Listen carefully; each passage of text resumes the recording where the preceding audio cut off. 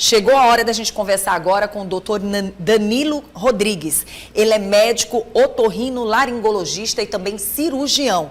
Ele aceitou nosso convite para hoje estar aqui no nosso programa e a gente conversar sobre a correção, presta atenção, do desvio de septo e rinoplastia, que a gente quer entender se vale a pena ou não, segundo as informações, o nosso telespectador sempre querendo saber um pouco mais. Se essa história chamada vale a pena realmente fazer os dois procedimentos ou não, né, os juntos. As pessoas querem entender melhor e a gente foi atrás dessa explicação e trouxemos o especialista para falar sobre o assunto. Doutor Danilo, é um prazer estar lhe recebendo aqui no programa. O prazer é meu e obrigado pelo convite. A gente está super feliz porque a gente sabe que vocês cirurgiões é complicado para trazer para o estúdio logo de manhã, mas a gente agradece ter aceito o convite. Eu estou à sua disposição quando precisar. Muito bom. Bom, a gente já vai começar a falar para você que está em casa assistindo o nosso programa, porque hoje o assunto é correção de desvio de septo e rinoplastia.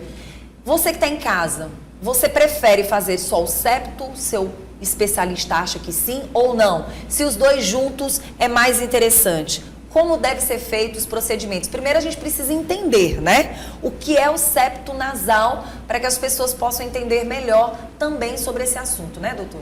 Sim. O septo nasal, ele é uma estrutura que divide as narinas, as fossas nasais ao meio. Então, eu diria que é uma parede que fica na região central do nosso nariz, e ela tem a função estrutural, ela dá suporte ao nariz.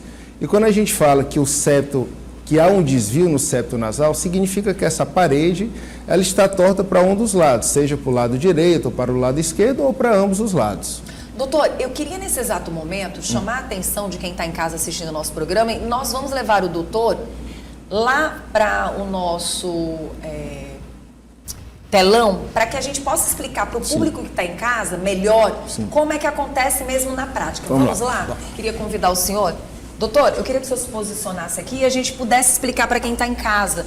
Na verdade, o septo que o senhor acabou de dizer tem o que é todo retinho? O septo nasal é uma estrutura que deveria estar nessa região. Sim. Então a gente consegue perceber aqui nesse caso que o paciente ele apresenta uma tortuosidade do nariz para o lado direito, uma laterorrenia, e a gente consegue perceber o septo aqui, ó. Essa estrutura que vocês estão vendo é o septo nasal. Ele deveria estar aqui na linha média da face. E a gente já percebe que ele é um septo que está desviado para o lado esquerdo. Então, se nós observarmos o tamanho das narinas, a narina do lado esquerdo ela tem um diâmetro menor do que a do lado direito. Então, esse paciente certamente apresenta dificuldade de respirar. Tá? A gente já consegue perceber que ele tem as entradas, as narinas diferentes por conta dessa tortuosidade do septo que está aqui nessa posição. Ele deveria estar aqui, centrado, alinhado com a linha média do rosto. Doutor, sabe o que está me chamando a atenção aqui? A gente olhando todas essas narinas aqui, a gente pode observar algo que vai chamar a atenção de quem está, nesse exato momento, observando essa entrevista. Certo. Por exemplo, nesse caso, você já nasce com esse septo nasal torto, ou com o passar do tempo, você vai entortando ele? Porque as pessoas costumam dizer assim... Tem gente que tem problema de alergias, né? Aí a pessoa o tempo todo movimentando, mexendo no nariz. A sensação que a gente tem, de fato, ou que você vai abaixando esse nariz, ou que você vai levantando ele um pouco mais, ou vai colocando ele para a direita, para a esquerda, mas, de fato, o septo nasal não tem nada a ver com esse tipo de movimento?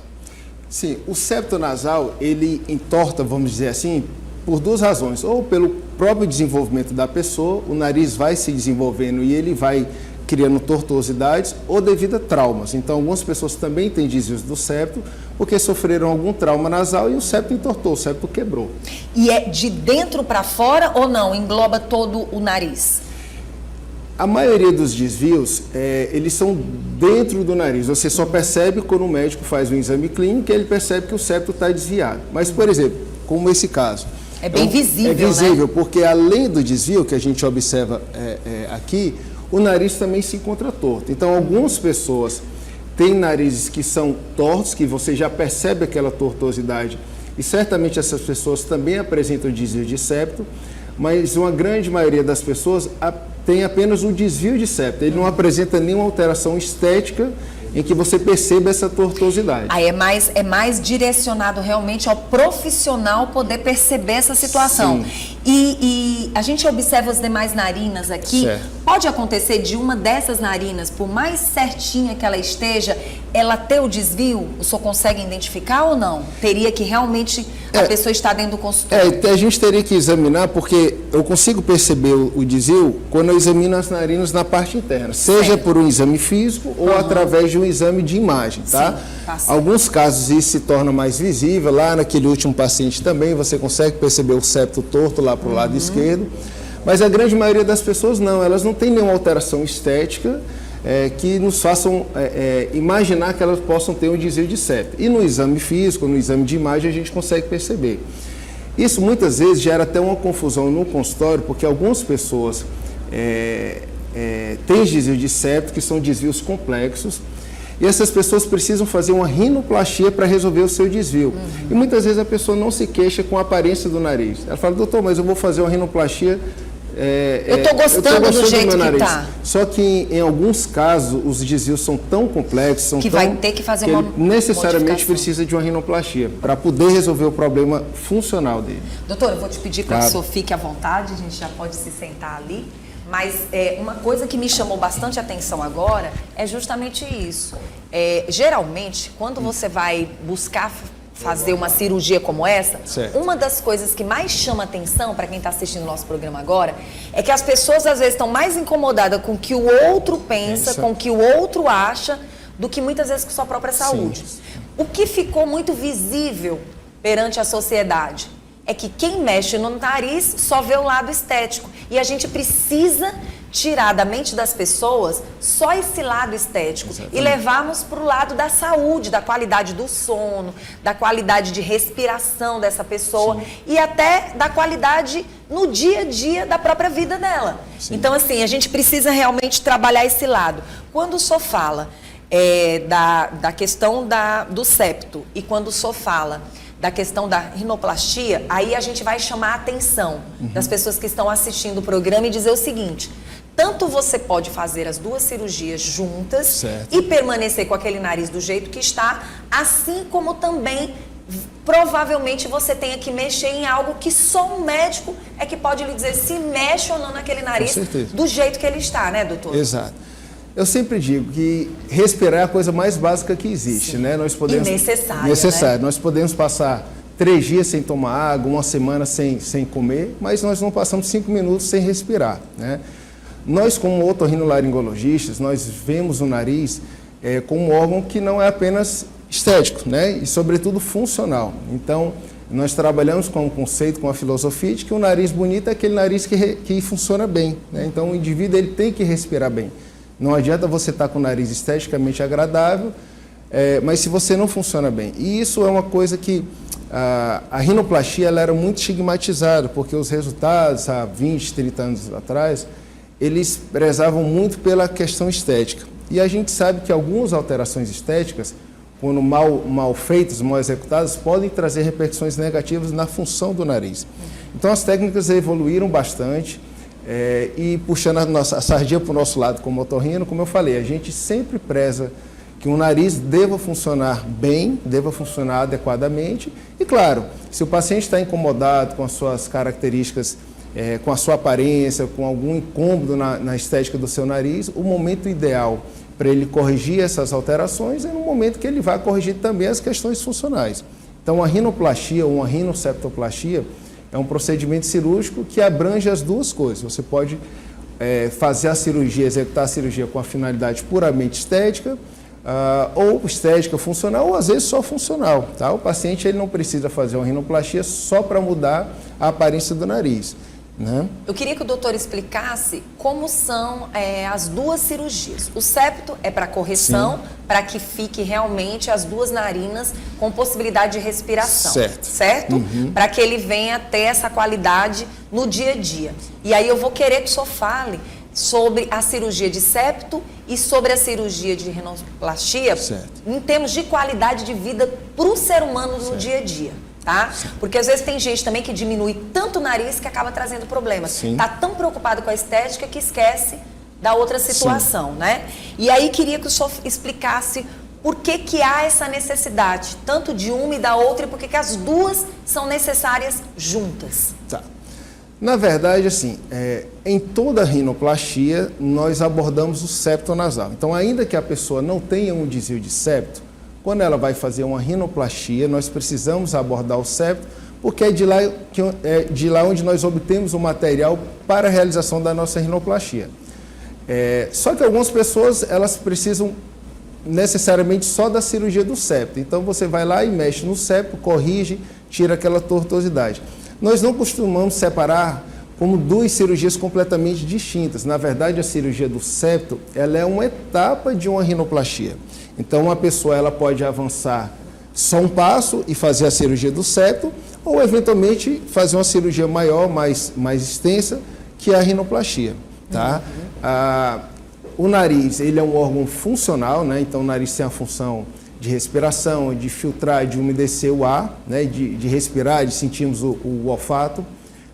Então a gente tem que lembrar que tudo que está ali no nariz, existe uma razão de existir. Então quando você faz manobras intempestivas, quando faz correções exageradas, você pode ter uma repercussão na funcionalidade do nariz. Tá? Então hoje é muito comum nós recebemos no consultório pacientes que são submetidos a procedimentos estéticos ou procedimentos cirúrgicos, muitas vezes por profissionais que não são médicos, e a gente recebe cada vez mais pacientes mutilados e sequelados e que não respiram. E essas correções, elas são cada vez mais complexas, porque exigem técnicas muito apuradas, muito avançadas para tentar se corrigir. Doutor, quando é que, na verdade, esse problema, de uma certa forma, precisa ser corrigido através dessa parte cirúrgica? Olha, do ponto de vista estético, quando o paciente está incomodado. Então, como você falou no início, né, algumas pessoas elas não se incomodam tanto e se levam muito mais pela preferência, pela opinião de outras pessoas. Então, o principal fator motivador de uma pessoa fazer uma rinoplastia, ela está incomodada com a sua aparência, tá? E do ponto de vista do desvio do septo, do ponto de vista respiratório, o principal sintoma é a obstrução do nariz. Então, o paciente que está incomodado, que sente o nariz entupido, ele deve fazer uma avaliação. É certo que muitas pessoas têm desvios de septo e elas não se incomodam, mas a bem na verdade não é que o desvio não esteja causando uma alteração, é que ela já está adaptada a um padrão de respiração ruim e ela não tem um parâmetro. Então ela acha, doutor, eu respiro bem, minha respiração está boa. Mas quando você faz a cirurgia, no pós-operatório já imediato, o paciente percebe a diferença. Então a gente costuma sempre ouvir, doutor, agora que eu sei o que é respirar, agora que eu estou respirando bem. Porque ele estava acostumado a um padrão a vida inteira, ele não tinha um efeito comparativo e para ele aquilo estava adequado. Doutor, quando a gente fala assim, no olhar das pessoas vem só esse lado estético. Certo. Mas para quem vive no dia a dia, dorme, acorda ou quer ter uma qualidade, isso também, de uma certa forma, há um transformar. Por exemplo, eu queria que o senhor falasse sobre a qualidade da vida dessa pessoa que tem o problema e a pessoa que resolve o problema.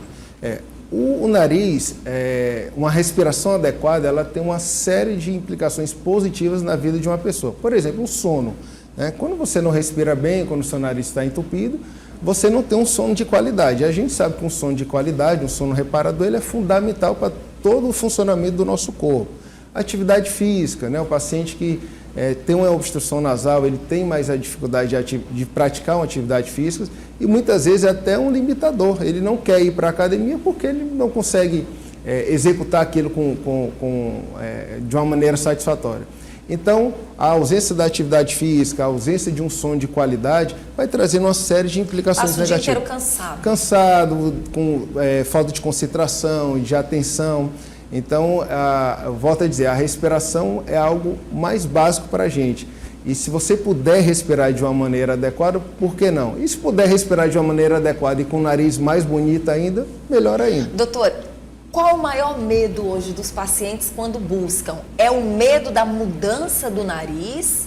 E muitas vezes evitam fazer cuidar desse lado do septo nasal. Sim, existem até algumas pesquisas que mostram que os 3 principais fatores que fazem com que a pessoa não desista ou não procure uma cirurgia é o medo da mudança, da aparência, um medo muito drástico da sua aparência, A questão de custos, muitas vezes é um limitante, e também algumas pessoas ainda têm aquele estigma da anestesia, tá? Hoje as técnicas evoluíram bastante, como eu falei, nos últimos 30 anos evoluiu demais, e a tendência, a nossa filosofia de trabalho é sempre trabalhar com resultados naturais, buscando a naturalidade. Existem aqueles narizes que são da moda, então hoje com as redes sociais, com essa divulgação toda de imagens, de filtros, enfim, existe um perfil de nariz que é o dito nariz da moda, que muitas pessoas procuram aquilo, mas a gente sabe que como toda moda aquilo vai cair. E o natural, o nariz que tem um resultado natural, ele é atemporal. Então, durante uma avaliação de rinoplastia, nós fazemos simulações computadorizadas, o paciente ele tem uma noção de como ficará o seu resultado, então isso serve para alinhar o que o paciente deseja com o que pode ser alcançado com a cirurgia. Então, eu diria que realmente o principal fator é esse, as pessoas ainda têm um pouco de receio. Doutor, eu sou como cirurgião, como é que fica o gosto do cliente? Porque muitas vezes o cliente quer algo daquele jeito, que é um paciente, mas é um cliente, certo, né? Ele quer que o nariz fique daquele jeito. O senhor, como cirurgião e responsável, principalmente pela saúde das pessoas, o senhor deixa bem claro, e o senhor passa bastante essa informação de que daquele jeitinho que aquela pessoa quer não é interessante. Porque muitas vezes a gente consegue perceber que tem situações de cirurgias que são bem anormais. São estigmatizadas, né? Sim, na verdade é o que eu digo para todo paciente. Eu não faço aquilo que necessariamente o paciente quer. Primeira coisa, eu faço aquilo que o nariz dele permite. Né? A rinoplastia não é uma mágica. Você vai fazer alterações no nariz, mas de certa forma o nariz ele já tem que ter condições de entregar aquele resultado que você quer. E dentro do que o paciente quer, dentro daquilo que é possível, nós chegamos a um entendimento, tá? A rinoplastia ela deve ser um procedimento individualizado, então o nariz que cabe a você não é o mesmo que cabe a outra pessoa, né? Então ele é um procedimento individualizado e customizado, e é como eu sempre digo, mais difícil do que fazer um nariz bonito é fazer um nariz bonito para aquela pessoa, porque o nariz ele tem que estar em harmonia com a face e com todas as características faciais e étnicas da pessoa. Eu não posso pegar um paciente com características de afrodescendência ou de características indígenas e colocar o nariz de um paciente caucasiano, de um paciente popularmente conhecido como paciente da pele branca, nesse paciente. Doutor, eu queria que o senhor falasse esse pré-cirúrgico e também o pós-cirúrgico. Quais são os cuidados que a pessoa tem que ter? E, por exemplo, para fazer uma cirurgia como essa, os diabéticos, como é que ficam nessa situação? Os diabéticos não há nenhuma limitação em relação a fazer a cirurgia, desde, claro, que o seu nível glicêmico esteja controlado. A gente sabe que os pacientes diabéticos, eles tendem a ter um processo de cicatrização mais lento, mais demorado. Então, é fundamental que o seu nível glicêmico esteja controlado, tá? No pré-operatório, nós fazemos alguns exames de rotina para qualquer cirurgia. E eu costumo dizer que a rinoplastia ela não acaba quando acaba a cirurgia. Os cuidados no pós-operatório são fundamentais e é onde entra a participação do paciente, né? Porque a gente sabe que o resultado de uma cirurgia como a rinoplastia, ele depende também do processo de cicatrização, que é um processo de cicatrização relativamente lento, que pode durar aí meses, eventualmente até anos, né? Então, durante todo esse processo é importante que o paciente tenha os cuidados.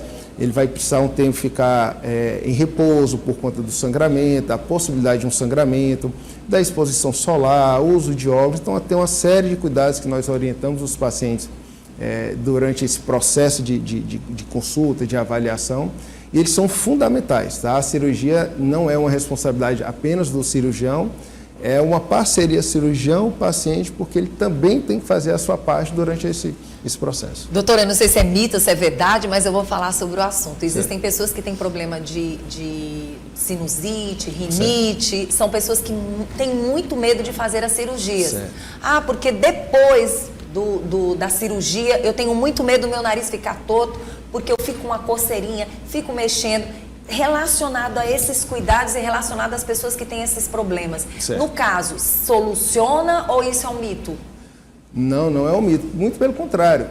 O paciente que é candidato a uma cirurgia de rinoplastia, ainda que a finalidade dele seja puramente estética, nós, como otorrinos, vamos avaliar todos os problemas, vamos dizer assim, otorrinolaringológicos que ele possa ter. Então, uma sinusite crônica, um desvio de septo, uma polipose nasal, tudo aquilo será corrigido no momento de uma rinoplastia, tá? Então, nós vamos fazer todas as alterações necessárias. Claro, um paciente que tem o hábito de mexer muito no nariz, pacientes alérgicos, atópicos que mexem muito no nariz, durante aquele processo de cicatrização, sobretudo se forem pacientes que já apresentam tortuosidades nasais, se ele mexer muito, aquilo pode ter, de fato, alguma implicância no processo de cicatrização. Mas, claro, nós usamos medicamentos, tomamos todos os cuidados que são necessários para o paciente não ter uma crise alérgica, não ter uma crise de tosse no pós-operatório. Então, isso não é impeditivo para ele fazer uma cirurgia. E no caso, ele fez a cirurgia, ele pode refazer essa cirurgia se caso perceber algo? Em alguns casos, a gente pode fazer o que nós chamamos de retox, que são pequenos ajustes, pequenas correções, quando ou o paciente está insatisfeito com alguma coisa, ou quando, durante o processo de cicatrização, ficou alguma alteração, alguma irregularidade que, eventualmente, esteticamente, não tem um efeito agradável. Doutor, faltou alguma informação que o senhor queira levar para quem está em casa assistindo o nosso programa? Fica à vontade. Eu quero voltar a dizer, né, como eu já falei, que respirar é a coisa mais básica que existe, né? E que muitas vezes você nem percebe que respira mal, que tem uma dificuldade, porque você já está acostumado a um padrão de respiração ruim. Então, ainda que você não sinta nada, vale a pena uma visita a um otorrino, fazer uma avaliação, fazer uma consulta, porque respirar bem nos traz uma série de impactos positivos na nossa vida, como dormir bem, praticar atividade física de uma maneira adequada, e isso é fundamental. Pronto. Fora outras doenças que as pessoas acabam, de uma certa forma, trazendo para si por não cuidar dessa forma, né? Não fazer uma cirurgia como essa. Exatamente. Você imagina que não, mas um probleminha do teu sono à noite pode lhe trazer vários outros problemas. Problemas de refluxo, né? Quantas pessoas sofrem com problemas assim? A apneia do sono não tem muito a ver não, né, doutor? Tem, assim, a apneia do sono, que é aquela pausa da respiração durante o sono, ela tem como base um fator obstrutivo. Então, quando a pessoa está dormindo, por alguma razão o ar não consegue chegar adequadamente aos pulmões. O nariz faz parte desse complexo, tá? Então, uma cirurgia nasal, ela pode trazer um benefício, sem dúvidas, mas não é a única razão. Então, muitas vezes o paciente nos procura, ou porque a esposa está incomodada, porque ele está roncando, ou vice-versa, e ele acha que se operar o nariz, se operar o desvio, necessariamente ele vai parar de roncar. Não é bem assim. A gente sabe que na prática melhora muito, mas, claro, existem outros motivos, outros fatores que levam a pessoa a roncar e ter apneia do sono. Isso deve ser investigado, tá? A gente não pode responsabilizar uma cirurgia de trazer todo o sucesso para essa situação. Doutor, eu quero agradecer pela sua presença. Estivemos aqui com o doutor Danilo Rodrigues, que é médico otorrinolaringologista e também cirurgião, que nos aceitou esse convite da gente para estar aqui informando. Se alguém tiver mais dúvidas, quiser conversar com o doutor, vai aparecer aí na telinha o Instagram dele também. Quero agradecer pela sua presença, doutor. Muito obrigada mesmo. Eu que agradeço a oportunidade de trazer essas informações para os seus telespectadores.